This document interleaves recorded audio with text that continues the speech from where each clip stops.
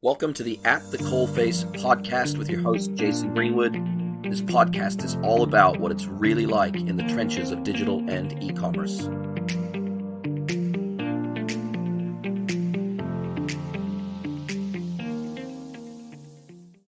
Hello, everybody. We have another amazing episode of the podcast for you today. It is my pleasure to welcome Austin Harrison from Northbeam to the pod. Welcome to the podcast. Oh, thanks for having me. Appreciate it. It is brilliant to have you here. And we were talking just before we went live about how we actually met on LinkedIn, and it was a very serendipitous situation. I was reading a thread. I can't even remember who started the thread, but it got pretty heated when somebody was asking about attribution software for e-commerce. And this is obviously acquisition attribution software. And everybody had their favorites, and you guys came up in more than one instance throughout that thread. And then you chimed in, you had your comment on the thread, and you gave some of your thoughts about your technology. You're the CEO of the company. You've been working with the company for over 3 years, nearly 3.5 years now, based in San Francisco. So what a serendipitous way to. Yeah, appreciate it. It's a fun way to engage around a hot topic these days and get into it. And you said you were actually on a plane when you saw that thread come up. And I guess you had to probably wait till you landed to respond, did you? Or were you able to respond from the air? I was into it in the air. I had Wi-Fi and I was fully engaged in the air. Very nice. Very nice. Now, as the CEO, were you also the founder? Are you also the founder of the company, or were you brought in to run the company? Yeah, so I'm the co-founder. Our CTO, Dan, is our other co-founder.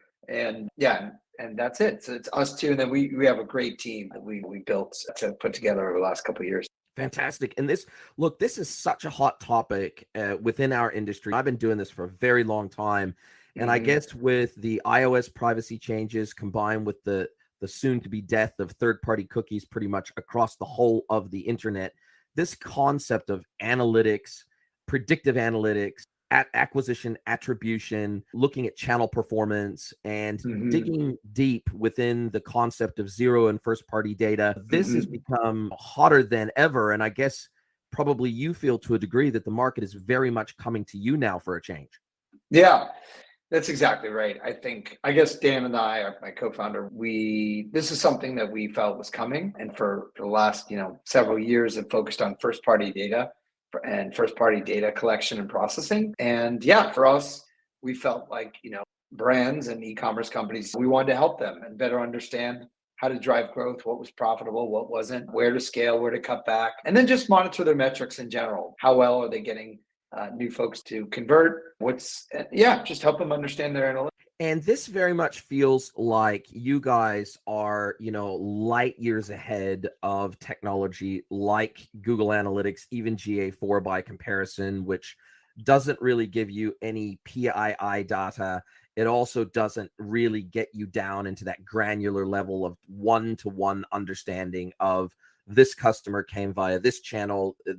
This was the CAC of this individual customer. This was the revenue and AOV and CLV of this individual customer. And now we've got technologies like CDPs, like Lexer and like Segment and so many other CDPs. And nowadays, within the last 12 months, we've got CDPs that are also marketing automation platforms built into one. But you guys are not a CDP, and you go out of your way to make it clear to the market, hey, we are not a CDP. We're an analytics platform. We're customer data analytics and basically conversion tracking and attribution tracking platform. And I had never heard of you guys before, and that doesn't mean you guys aren't famous or well known. It's just that this is an element of analytics that has really become a super hot topic in the last 6 to 12 months, more than probably ever before. Because I guess generic analytics, generic clickstream analytics were probably good enough for the vast majority of businesses up until, say, 12, 18 months ago. But once we hit peak analytics from a clickstream perspective, now businesses need to go further, particularly as the market becomes more competitive. COVID was the tide that floated all boats, but now the tide's going back out again, and it's becoming ultra competitive for the businesses that are going to survive. And so something like Northbeam gives them insights into their customer analytics and performance that they pretty much almost can't get any other way. Would you agree with that assessment? That's well said. Yeah, that's very well said. And I think it's not even just, you summarized it. I would add a little to it just to say also the world's getting more complex, right? Because you've got influencers that people are leaning into. You've got a lot, especially our bigger brands, right? Bigger customers and e-commerce.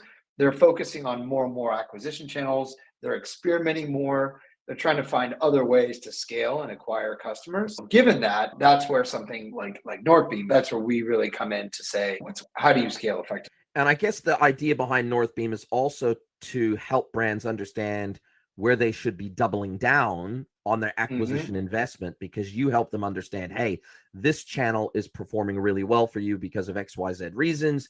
These are the types of customers that are coming from these channels. These are the segments within them. And then I get, to a degree, would typically Northbeam be plugged into something like a CDP, or is it really a standalone platform that really marketers can use completely on its own, or is it part of a broader analytics ecosystem to really get the best out of the platform? Yeah, good question. Being technical, but I would say for us, we don't need to connect to anything else. We collect our own data and process the data. So to date, we've done all that on our own. So we work with other providers, we can, but we don't need to per se. So we like to play nice with whatever tools and systems clients have set up. But again, we can operate on our own. Excellent. And on your website, it says Northbeam learns exactly where your revenue comes from so that you can maximize ROI like never before. Now, obviously, that's a big, bold statement to make. And that is an aspirational statement for many brands. And one of the biggest challenges that I'm seeing brands face today, particularly in the B2B space, so I consult largely to B2B and hyper complex D2C brands. And one of the things that they're challenged with is the fact and the concept of dark social. So we're talking about things like, private Slack channels. We're talking about things like DMs on LinkedIn. We're talking about we're talking about WeChat. We're talking about WhatsApp. We're talking about these channels where analytics software typically cannot see into. There's no analytics running across most of these platforms, even for the likes of Signal and Telegram and all these dark social places. It might be Instagram DM, etc., where somebody pops a link in there and says, hey, go check out this product, or go check out this service provider, or go check out X, Y, and Z, because you're going to love this product, or it's a friend recommending something to a friend, more in a peer-to-peer way than a, hey, I saw this Google ad and I followed the Google ad to the website way. So how do you guys see yourself in the pantheon of technology that tries to get a better read on these dark social channels as, I guess, acquisition channels and as traffic sources? Yeah, good question. So we actually don't do B2B. So we're just working with e-commerce brands right now. So we're those examples of people messaging each other on LinkedIn around, what B2B software should I use? We're not in that business now. But I would say that what we're trying to do is track everything. Our motto at Northbeam is if you don't track everything, you can't see the full picture. You're not really giving a full picture if you're not tracking everything. So I think we're pulling information around influencers, around email, SMS, all the relevant touch points in the customer journey that we can pull to better understand what drives revenue. That's certainly a key component to our reporting. And so, yeah, we do our best to pull everything. And that's just such a key component of what we do. And with the changes with iOS privacy settings and with the death of third-party cookies, how have you had to evolve your platform to counter those changes to where you can still get good pictures of attribution? And ultimately, at a technical level, how does your platform actually get this data? How does it gather this data in the first place? Yeah, so we've never relied on we've always been a first-party data provider and collector. So we've never used third-party cookies or engaged with them in our stack. So really the privacy changes didn't affect us at all because we engineer our system to be compliant. So yeah, it didn't affect us. All it did was justify our thesis that collecting and managing first-party data was the key wave of the future. That was our bet. And I guess luckily we were right. Yeah, that's part of the reason, as you mentioned earlier in the podcast, why we've scaled. And we built our own tracking system, our own ability to collect and sort customer data that is proprietary to us. We spend a lot of time on that, years. So yeah, we do it ourselves. And we work with other folks to play nice and to partner. Yeah. And that's And when we look across the analytics and predictive analytics ecosystem and attribution ecosystem, some of the ways in which other platforms have tried to go about it is things like email tracking pixels. We're talking JavaScript snippets on the website. We're talking first-party cookies. We're talking device IDs. We're talking IP address tracking. We're talking authenticated user tracking with their user ID and whatever platform they're authenticated into at the time, and trying to link those together across multiple pieces of the technology stack, therefore multiple touch points. And so for you guys, what is the core of your tracking engine? Now, I don't expect you to disclose anything proprietary, but how is it a combination of all of the above? Because what we're seeing is that obviously tracking pixels are pretty much dead with the iOS privacy changes with email, and either it's outright blocking those pixels or it's being opened by proxy by Apple, so that you're not getting actually a good read on opens. You're not actually getting a good read on click-throughs. You're just missing out on so much first party and zero party data nowadays, because these platforms are starting to block your access to this data in the first place. So what is it that I guess is your secret sauce, or what makes you guys unique to be able to peer around the corner of some of these blocking technologies that allows you to start to build a much more holistic picture of performance, I'm guessing, down to the individual and channel, and taking into account, I'm guessing, things like CAC and AOV. That's right. Yeah, it is our secret sauce. As you can imagine, it's like asking a chef for their proprietary recipe. They're probably not going to tell you. But yeah, so we built our own proprietary system that we fine-tuned over the last couple of years to collect and process this data. And yeah, it's been a very exciting part of our evolution. And it's something that we fine-tune all of. Anything you can imagine, we pull and process. And we have proprietary systems to work around any kind of blocks. But yeah, unfortunately, I can't disclose too much about our secret sauce. That's what makes it secret. But yeah, we definitely are looking at a lot of signals, I'll put it. And so how would a customer, let's say I'm a marketer at a large D2C brand or B2C brand, I'm guessing that your sweet spot, I'm guessing your technology isn't cheap. I guess relatively speaking, it might be considered inexpensive for the value that it delivers, but I'm sure that it feels very much like enterprise software. And it's not something that, because anytime I don't see pricing on a website, it tells me that it's enterprise focused, because it means that you need to have a demo, and then you've got to talk to a BDR, you got to talk to a sales rep, then you got to understand requirements, and then you'll come back with a tailored quote, right? So that puts you fairly and squarely in the enterprise software space. And if I look at your list of features from your website, that tells me you're targeting the enterprise. So I'm guessing that you're targeting brands, say, doing $300 to $300 million a year in revenue, so that they can justify the expense for your platform. How do you justify to them? How do you demonstrate to them? Let's say I'm a brand that's doing $10 million. I'm a D2C brand and I'm doing $10 million a year through my e-commerce platform at the moment. I would probably be a good fit for your technology. How would you come to me when I'm doing the demo of your platform? How, apart from just saying we have this amazing secret sauce, it could be anything, literally anything, but how do you demonstrate to me and prove to me that this secret sauce isn't just making up data and conjuring data where it doesn't necessarily exist? How do you justify to me that your technology is gathering genuine, useful, connect the dots type? Yeah, it's a great question. I think we have brands doing a lot more than 300 million a year in revenue now. But we didn't start that way. We started with brands in that range you mentioned. But I think really the way we justify it is proofs in the pudding, right? If customers are using our data to make decisions and shift efforts around, whether it's paid or organic content they're creating, and finding signal in the noise, and they're making decisions on our data, which our clients have, and it works, and they're scaling, then it justifies the cost. And that to me is really the proof in the pudding where that comes in. And we've only grown through customer referral. We don't really do a whole lot of outreach. And so I think and we encourage that, because we like the validation from other customers who've been with us a while and that understand that the data that we collect is really directionally accurate. And have you guys seen an uptick in demand, I guess, with there's three things that feel like they would be massive demand drivers for you guys. It's obviously the iOS changes, the death of third-party cookies, combined with the rollout of GA4 and the increasing, or should I say, dramatically increasing complexity of GTM. And so when we look at some of these other tracking technologies, when we look at GA4 and Google signaling to the market that they're going to be discontinuing universal analytics, and obviously a lot of the integrations with universal analytics and advanced e-commerce tracking in the major e-commerce platforms, that's going to be deprecated. And yet we have a situation where oddly Google is behind the times from a GA4 perspective, meaning they don't have the advanced e-commerce tracking available in GA4 yet, and it's very complex to implement. And so we have brands that are stuck at almost like deer in the headlights, where they're going, GA4 is not a drop-in replacement for UA yet.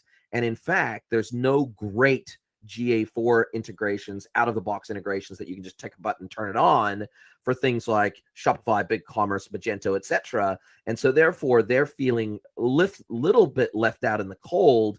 And it feels to a degree like Google is pushing them down a path of just trust us and do all your marketing through us. And we have better access to first-party data than you ever will. And so therefore, don't rely on Google Analytics as much anymore. Rely on us to do the targeting for you and spend all your money with us. That feels directionally where Google is going with this.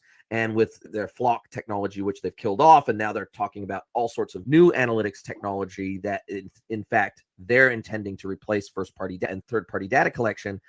Does it feel like that has been a massive driver of demand for you guys? And how do you go beyond something like Google Analytics? Yeah, I think ultimately where we try to fit in is being unbiased. We don't have any bias towards any platform or think you should spend your money on any particular way. We're just trying to provide a very unbiased view of where we think your growth is coming from. And so I think that in today's world, having someone unbiased who has no kind of leaning one way or the other, where you spend your money or whether you spend money at all, is important. I think that's where we fit into the ecosystem.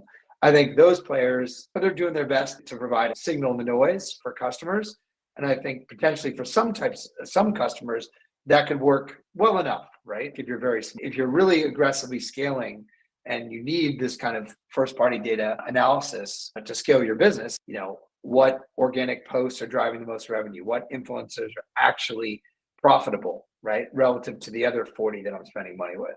And you want that true signal in the noise, that's where Northbeam comes in. And to your point, setting up complicated systems, hiring people to do, that's an expensive proposition relative to implementing Northbeam or working with folks like yourself to get it set up. And then you're off and running, but you don't need 50. It's just an easier fix. And if I was to sign up to Northbeam today, let's say I went through the demo, I was totally impressed, loved the platform, said, hey, this is going to help my marketing team do great things. And I'm going to democratize this data across the business for other elements of decision making other than just marketing. So I'm going to take the learnings here and I'm going to operationalize those learnings. If I signed up with you tomorrow, how long is it going to take me to onboard your technology into my business and start getting time to value? And secondarily, what are those steps? What do those steps look like as I go through the onboarding process with you? What am I installing? What am I inserting? Am I installing JavaScript on my website? Am I connecting you to my social accounts? What am I actually doing to plug you into my ecosystem? And how long does it take to do that? Yeah, obviously it depends on the scale of the business and the complexity of the setup, right? It depends on a company doing 5 or 10 million in revenue. Generally, there's exceptions, there's a lot less setup to do from a company doing 750 or 800 or a billion in revenue. Just there's less infrastructure there to support. So it does depend a little bit. Someone on the small to medium size, we can get set up in 30 to 45 minutes, hooking into the store, like I said, installing some JavaScript and then some other custom setup. But we can get it set up very quickly, and then within a couple of weeks, have very meaningful data. And then in terms of our forecasting, a lot of the more sophisticated modeling we do, that can take 30 to 60 days. Again, depending on the volume of data. As we process more data, our system learns. So a lot of it's contingent upon the data flow. And are you hooking into, or at least in a perfect world, are you hooking into all their social accounts? You're hooking into, if they've had Google Analytics running for years, which most brands have, are you hooking into their analytics layer? Are you hooking into their other third-party analytics? Are you hooking into their CDP to pull data in? You're hooking into their marketing automation platform, for example? Are you pulling in a bunch of historical data as well? Are you potentially even plugging into an ERP? Or what are the primary systems that you would typically plug into as part of your deployment process? Yeah, we start with our creating a new data set. So we're starting from kind of ground zero. We do import order history. That's the one thing that we want to see is historical order history. But everything else, we're not pulling data from GA at all. Everything else is creating a new data set from day one and then going from there. So the only thing that we're really pulling is the order history, but then we're progressing. And so you need what, 30 to 90 days. And to be fair, a lot of this analytics, particularly predictive analytics data, the issue with pulling in old data anyway is that it's old data and customer behavior changes so rapidly that Right. it's not necessarily going to be relevant. If it's 6 month old data anyway, then it's Totally. potentially not going to be relevant. So do you feel that relevancy in your world is relevancy about that 90-day mark? Does that feel directionally correct? It depends on what you're talking about. When you say the 90-day, a lot of our data is actionable within a couple weeks, 2-3 weeks easily. I think some of the more predictive stuff that takes time. So it, again, depends on the volume data, but we like to say 60 days. Conservatively, sure, you could do 90, 60. Okay. And what are the types of data that is then shown to, and I'm guessing that this is mostly targeted at marketing teams to be able to make smarter allocation decisions around, for example, top of the funnel acquisition spend. Am I going to go and spend more on Google? Am I going to go spend more on Facebook? Am I going to go spend more on display or Criteo or whatever my acquisition top of the funnel targets are? You know, am I going to go spend more on SEO? Am I going to spend more on working with influencers or bloggers? I guess that really what your target goal is here is to effectively show them in a single view, where is the place where you're most profitable and most consistently beneficial customers taking the actions you want them to take. Where are they coming from? And when we compare the spend of acquiring customers through those channels versus the ROI on those customers, then we can start to work out some redistribution of that spend over time and evolution of that spend over time so that we can double down on the channels that are performing really well for us. So if I was to log into your platform as a marketer after 90 days of you being in my business, what are the types of breakdowns of data am I going to see that allow me to take those insights and immediately act on them? Yeah, no, that's well said. I think on top of that, for C-suite, so CEO, COO, CFO, they also want to see, all right, how well are we scaling? How efficiently are we scaling over time? So we do have a view for that as well. That's very focused on the executive view, in addition to the tactical view, right? So those are the kind of views that we provide. And I think on the tactical views you mentioned, you're exactly right. People are looking to make spend decisions. A lot of times it could be hourly, it could be daily, it could be, obviously it shifts depending on the scale of the business. But I do think that making those decisions in the right way is fluid, right? So things could be working on one channel for a couple of weeks or a month, and then they're not so effective. So making those moves in a nimble, strategic way is where we come in to be.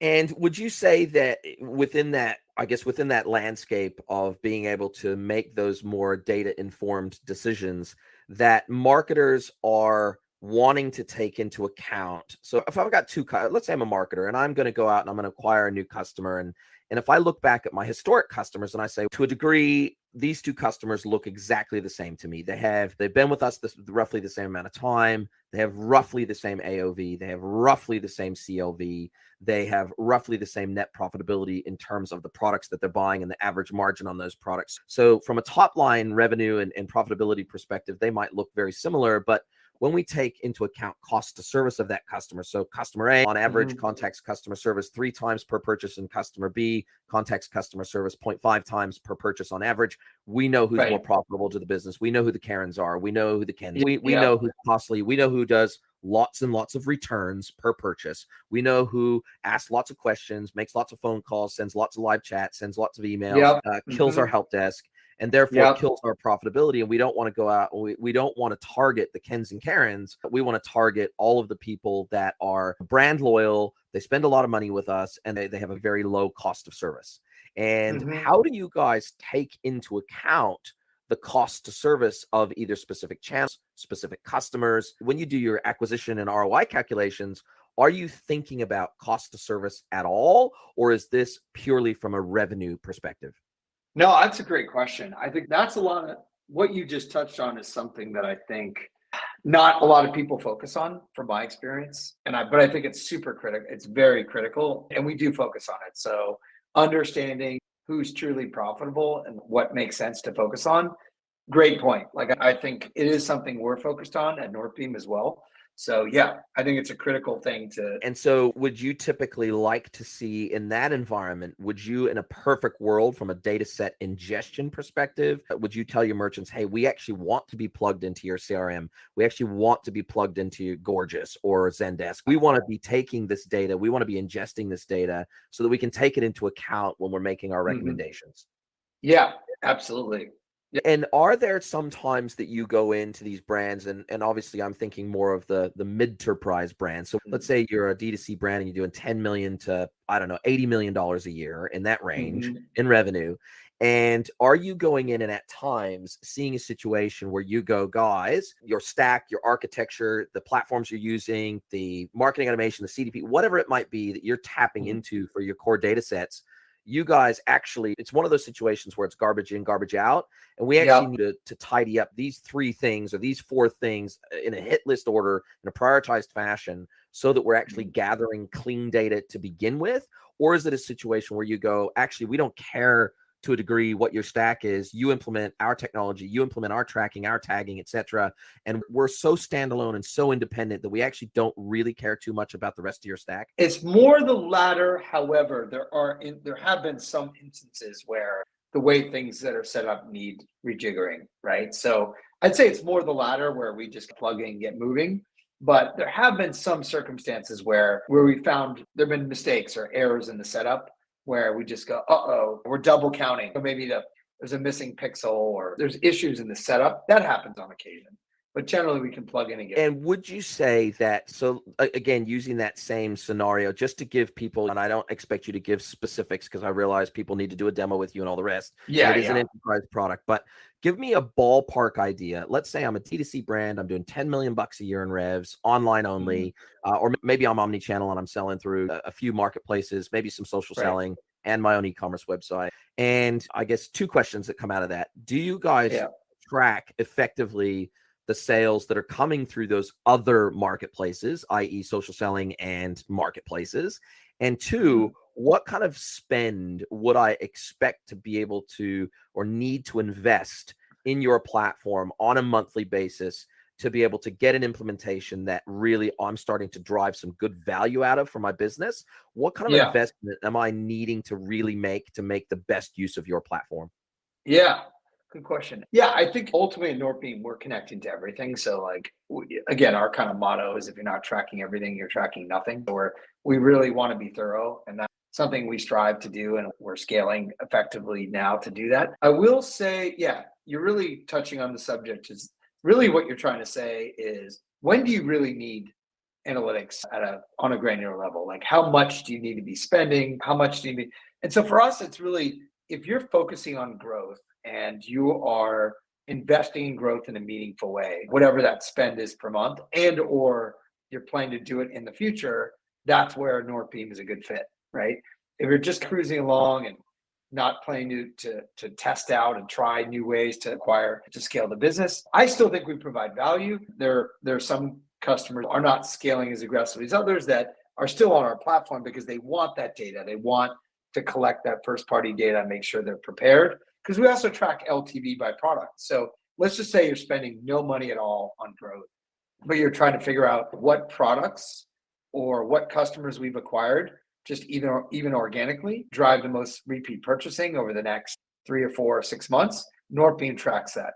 And we have a full LTV dashboard where you can understand what cohorts, what products, what states in the United States or countries drive the most reordering of your. So that's something where you can, leverage Northbeam without even having to be investing growth. But where you really see these seismic growth opportunities that Northbeam finds, it's when you're really investing and you go, oh wow, here's this one influencer that's Northbeam is saying is really driving more growth than everyone else. We need to engage and build that out further.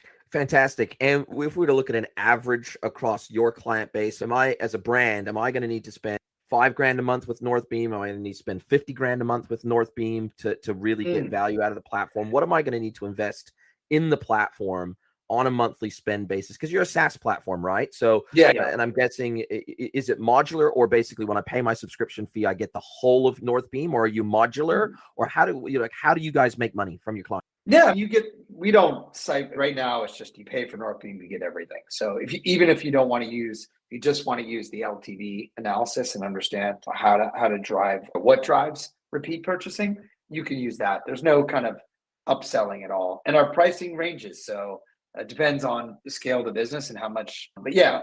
So it's just based on traffic to the site. Traffic to the e-commerce website itself. Yep.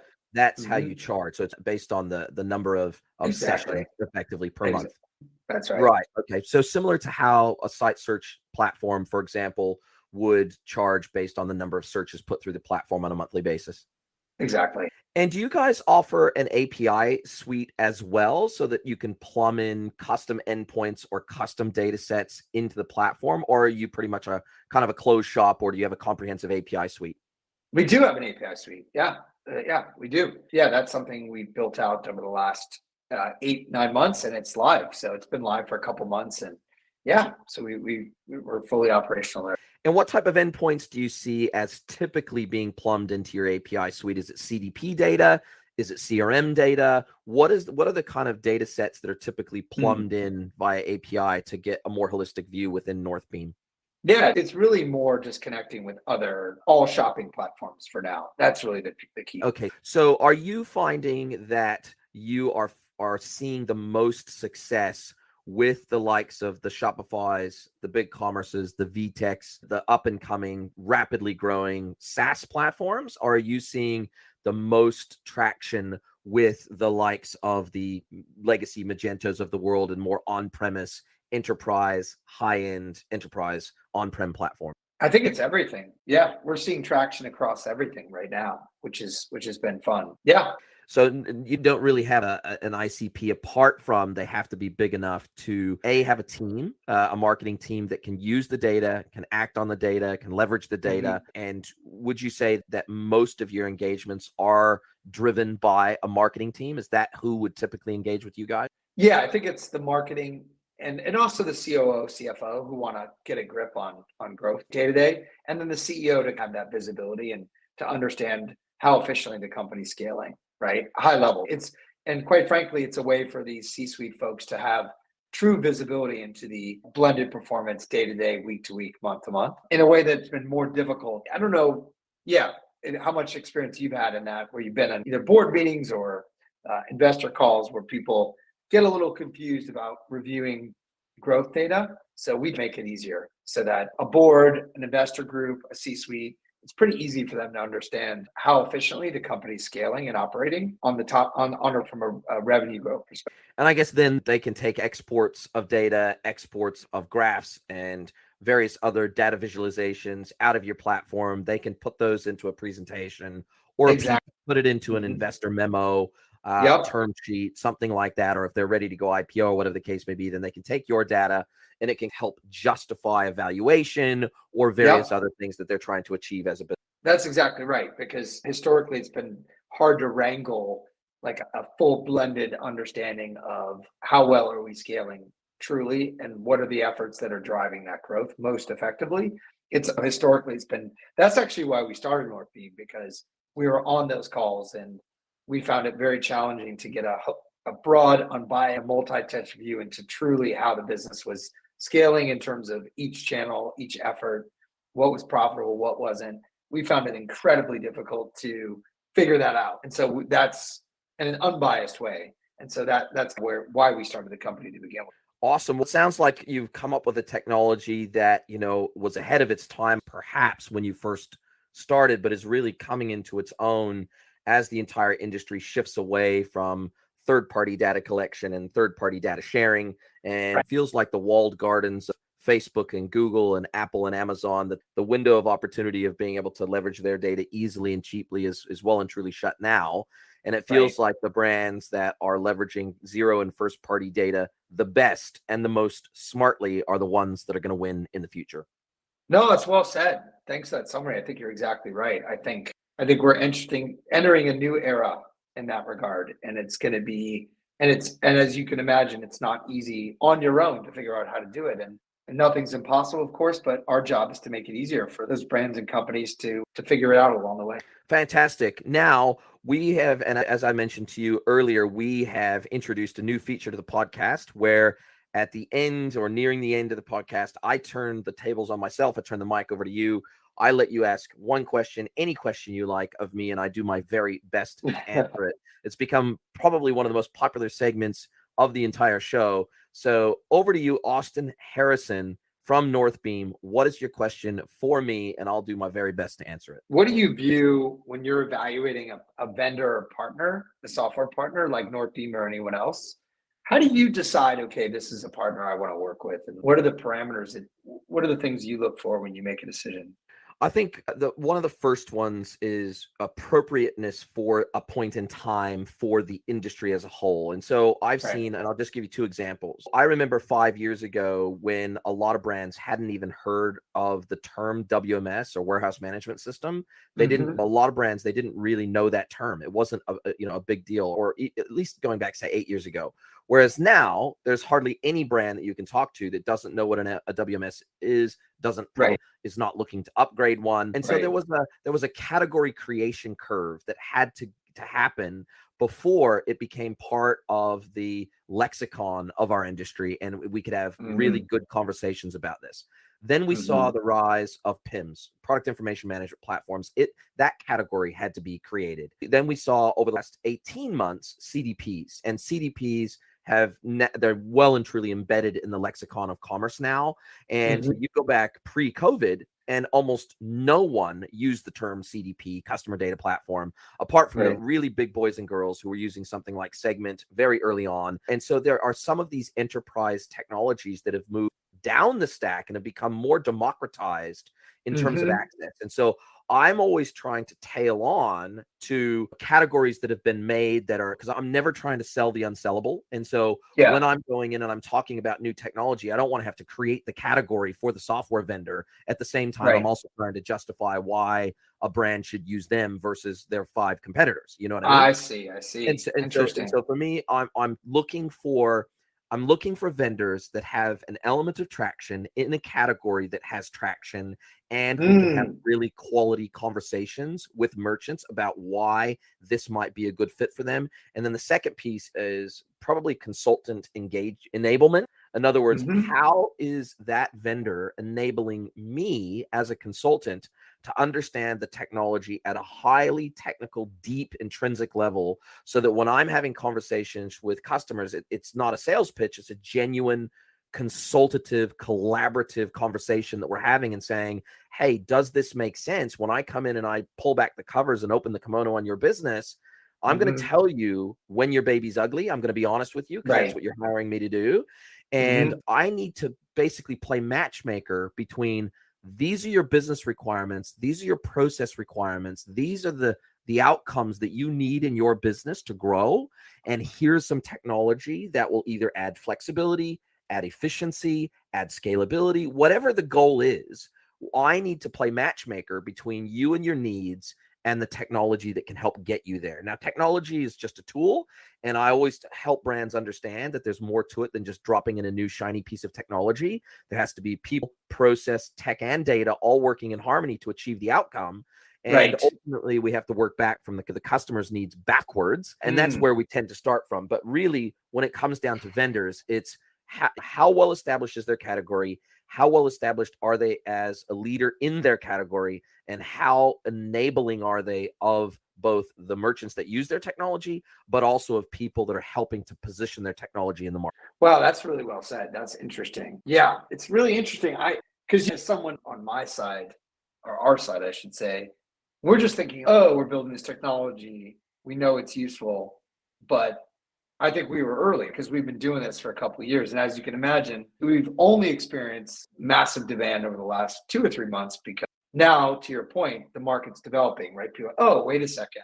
We actually need to develop, we need first-party marketing attribution software and e-commerce analytics. And historically, maybe we didn't as much, to your point. And now the world's changed. So just like you said, as a market develops and there's clearly market demand, then you start to go and say, okay, I don't have to sell this because it's a clear need. All you have to do is vet the providers and figure out, okay, who makes sense. Yeah, where's their alignment at the end of the Mhm. day? And that's not just from a budget perspective, it's from a functional perspective, it's from a team and support perspective, and it's also what is their go-to-market model? Do they do implementations themselves? Because I very rarely meet a product company that's also a great managed and professional services business. They tend to be Right. almost mutually exclusive to a degree. Do they have Yeah. partners that do the Mhm. implementations, or do they do the Yep. implementations themselves? What is the landscape of Mhm. partnerships and ecosystem around their Mhm. platform look like? Is it a Mhm. well-supported ecosystem, or is it, Mhm. hey, they're swinging in the wind on their own? And so I guess that's a Mhm. part of it too, is what is the cottage industry that has formed Mhm. around their technology and why? And is it Mhm. a relatively complete ecosystem? And so that's why I think, just as an example, that's why I think a lot of brand new e-commerce platforms really are struggling to gain traction, even as e-commerce Mhm. spikes around the world, versus platforms like Shopify, BigCommerce, Magento, because those three platforms, just specifically, they've got entire app stores. Shopify's got over 8,000 apps in their app store. BigCommerce has over 5,000 apps in their app store, something in that neighborhood. Magento Mhm. has how many extensions and themes and everything else for its platform. So Right. there's a Mhm. lot to be said for ecosystem around a technology as well. What does the enablement look like around that technology? And what are some of the out of the box integrations, and how easy is it to onboard that technology into my business? That is a lot of what the discussions I have on a daily basis look like. I see. Hence you asking about our API and connecting to other sources, right? Yeah. Yep. 100%. 100%. Does it Yep. play nice with others, basically? Yeah. Yeah. No, that's a great point. That was a great answer. Thank you. Yeah. My pleasure. Well, look, it has been a blast chatting with you, Austin. The time has absolutely flown by. If somebody wants to learn more about you or about Northbeam, are they best to go to the Northbeam website, which is Northbeam, Northbeam.io? Are they best to go to that website, check you out from there, reach out from there, or are they best to reach out to you on LinkedIn? Or how should people reach out and get a hold of you if they want to learn? Yeah. I think Northbeam.io is great, but also if someone wants to email me directly, it's real simple. It's Austin, AUSTIN at Northbeam.io. Happy to chat directly. Brilliant. Well, thank you so much for your time today, Austin. It's been a brilliant time chatting with you and learning more about a segment of the industry, and I guess a category of software that I haven't had a lot of experience with before. And I really learned a lot. So thank you very much. Cheers. Thanks. Thanks, Jason. Thanks for listening to the At the Coalface podcast. If you want more At the Coalface, you can subscribe to our premium e-commerce and digital newsletter, At the Coalface Digest.